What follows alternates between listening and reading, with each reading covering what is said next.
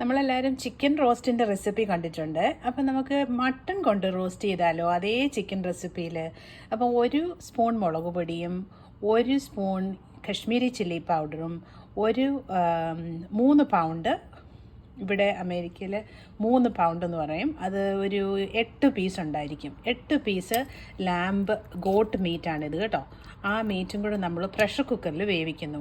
അതിനുശേഷം നമ്മളൊരു മസാലക്കൂട്ട് ഉണ്ടാക്കും. ആ മസാലക്കൂട്ടിനകത്ത് 2 സ്പൂൺ നമ്മുടെ മല്ലി, ഹോൾ മല്ലി, 1 സ്പൂൺ ബ്ലാക്ക് പെപ്പർ, 1 സ്പൂൺ പെരുംജീരകം. എന്നിട്ട് ഞാൻ എക്സ്ട്രാ ഇതിനകത്ത് ആഡ് ചെയ്തത് 4 കശുവണ്ടി, 3 ഏലക്ക, 1 പീസ് കാർഡമം.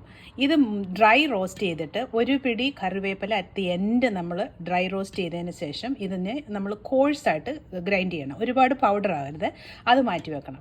എന്നിട്ട് നമ്മൾ സാധാരണ റോസ്റ്റിന് താളിക്കുന്നത് പോലെ വെളിച്ചെണ്ണ ഒഴിച്ച് ഇതിനകത്ത് ഞാൻ യെല്ലോ ക്യാപ്സിക്കം ആഡ് ചെയ്തു, പിന്നെ റെഡ് ഓണിയനും പിന്നെ ഗ്രീൻ ക്യാപ്സിക്കം ആഡ് ചെയ്തു.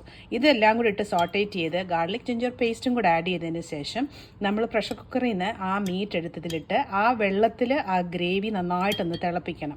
ആ ഗ്രേവി ഒന്ന് കുറുകി കഴിയുമ്പോൾ നമ്മൾ ആ മീറ്റ് പീസസും കൂടെ ഇട്ട് കൊടുക്കണം.